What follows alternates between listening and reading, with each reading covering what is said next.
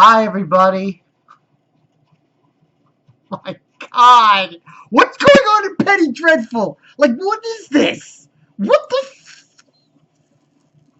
All right. Okay. We saw last week. Last week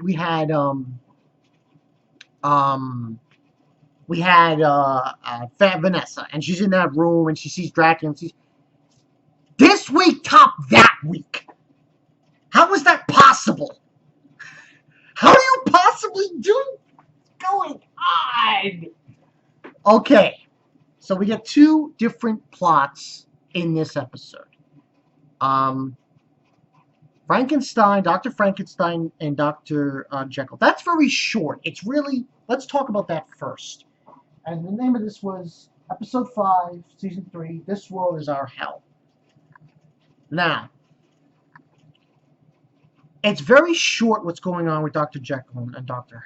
Jekyll and Dr. Frankenstein. It's minimal. All that happens is they have the experiment on this guy. And it's very disturbing. Basically, Dr. Frankenstein tells Dr. Jekyll, okay, I'll do it my way now. And his way is basically he electrifies with electricity. He electrifies the serum that he first did beforehand. And I think he puts it in his, he puts it in his eye. Ugh! That's not what's getting me crazed about this episode. I'm gonna get into that. But yeah, he puts it in his eye and shit. I mean, it cures him, but he has no memory. Dude's got no memory. No memory of the incident. He doesn't know what's going on. Oh, where am I? Where am I? Who am I? You know, and you tell him he's in the hospital. He supposedly threatened the queen. He's like, oh, I love the queen. Oh, back and forth. There's this weird thing going on with Dr. Frankenstein and Dr. Jekyll. There's like a back and forth banter between them two. And I can see like there's some kind of, I don't know, animosity between the two. Like Dr. Frankenstein's basically telling him in his face how, reason why he left the school and everything, and we're outcasts and everything, and so on and so forth. He even tells him to watch his temper. But Dr. Jekyll makes up a good point. Like, can you do that to Lily? Can you take a needle, electrified syringe, and put it in her eye? Well, at least say it works on this guy, and it permanently cures him of his madness and everything else. Now, we then get another scene with Dr. Frankenstein. He's going to his apartment, dressing Lily's dress. He's cleaning it, and it was very weird.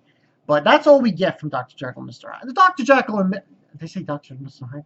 Dr. Jekyll and Dr. Frankenstein thing is just leading up towards him eventually getting Lily. This was just confirming to us that the serum works. It works. It can work on somebody. So no real thoughts on that. It's just kind of clarification. You're just clarifying with the audience that okay, now he has what he needs to possibly cure Lily with whatever she has. Now, let's talk about Ethan. Oh my God! I cannot believe what I found out in this episode about Ethan. I thought last week was insane with Vanessa. This week, yeah. A lot of blood. Yeah. Oh, we find out who Ethan's father. We see Ethan's father. I think his name was Gerald Talbot. I believe it was a G from what they stated in this episode. Played by Brian Cox. I have to say, that's a very good choice. I mean, there's the moment in the episode where you have Brian Cox on one side and you got Timothy Dalton on the other. I was thinking that scene. That was a pretty epic scene. At least I thought. Now, okay. Let's get into details of exactly this episode explains exactly what went down with Ethan. Exactly. Put aside the fact that he killed people as a werewolf in London in a bar. Let's put that to the side. Push it to the side for later on. Now, this is actually kind of interesting how they did this episode, because you get narrative of Ethan telling Witchy Bitch, I'm going to call her Witchy Bitch, sorry, and narrative of him telling her, and then you got Hecate with Malcolm. Now, this is what happened in a nutshell. Ethan's father wanted him to join the military, he joined the military pretty much, and so he could become a man and everything and all that jazz. And what ends on happening is his superior, there's a scene, there's an incident where they find a group of Apache Indians, Native Americans, and they go and they kill them. By the way, when I first heard this story back in, I think, season 2 or something, I thought he did this as the wolf. That's the way I thought. No! He wasn't a wolf! He did this when he was in the military. Now, later on, he did that, and then he approaches, and basically he goes to also, Ethan, to the river, where that's dried up, but when he did this crime, he did this incident, he washed his hands of blood. After he did that, he goes to Hecate, a member of that family, and asks that he kill him because of what he did. And that Hecate tells him he's not going to, he's going to make him suffer by, having him live.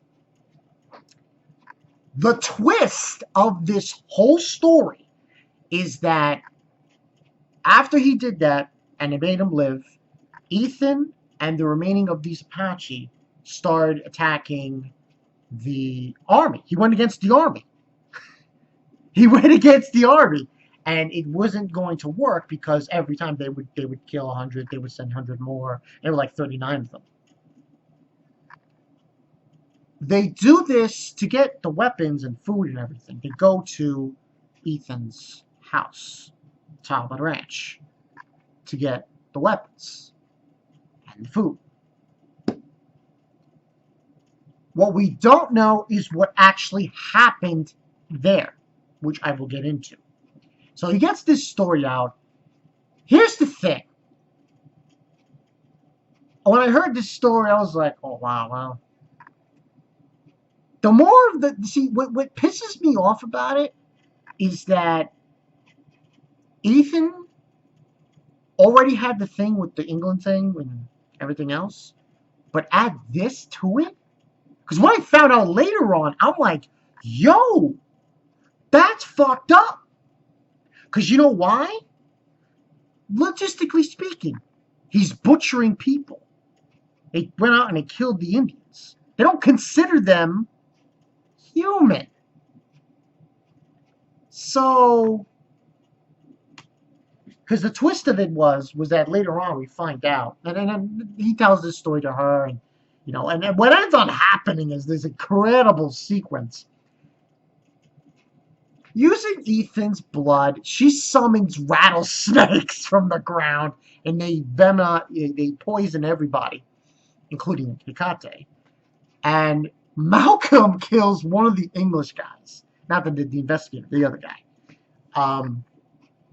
And they steal their horses. It was like a two-front kind of thing. That happened in the episode. And the other thing that happened was Ethan, the witchy bitch, got busy in the cave. So, we also in this episode, I just want to mention, he sees a vision, Hecate, and he brings up darkness. So the darkness is, yes, Dracula's minions. Also that Ethan turns into the darkness. Now, eventually what happens is Ethan, the girl, Hecate, who is just about on death's door, Malcolm, and the detective, the investigator from Great Britain, and the marshal are all going in the same direction, Talbot Ranch. Unfortunately, the guards from Talbot Ranch by Mr. Talbot catch up with them first, with Ethan, the girl, Malcolm, but Hecate's pretty much. So Ethan tells him to leave him there, to make him suffer longer, or burn him.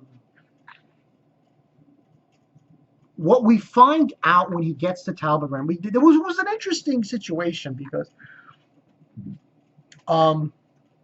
you actually see Ethan's father talk to Malcolm, and it was an interesting conversation. And you think about it this way, you have someone like Malcolm who's already lost one daughter, so has Vanessa, who's already lost one daughter and doesn't have anything, and then you have Talbot. So, here comes the trippy part. So they're saved. They survived. They're on Talbot Ranch. Ethan's father tells Ethan and shows him what happened. Remember the thing we were discussing about Ethan and the Indians stealing the weapons and the food on Talbot Ranch? They didn't do just that. They killed Ethan's mother, his brother. They even, oh my God, they gouged out Ethan's sister's eyes and cut her tongue in her mouth. So this all happened. All this shit. And now his father wants him to repent for what he did. Saying that, oh, you basically sent the devil to our doorstep. Here's my thing. You sent him to the army. You sent him to enlist to make him be a man. And he kills innocent people. Okay? And he tries to fight for those people. And this happens. It blew my mind. And then basically at the end of the episode, his father's got a gun on him. Ethan says, I'm done with repenting. That's what it is. A lot of other things happened, but I couldn't remember. The conversation Ethan has with his father before they go into the area where the deed took place, innocence, the whole innocence thing. And, it seems to me from the preview, holy shit, the preview, oh my God. This week's episode gets a 5 out of 5. There's so much high octane in suspense in this freaking show. It's insane. Now, next week's preview shows Vanessa again. She talks to this woman. This woman who I've never seen before, which totally tripped me over. And we have Ethan, the girl, Malcolm, the English investigator, and Mr. Talbot having dinner.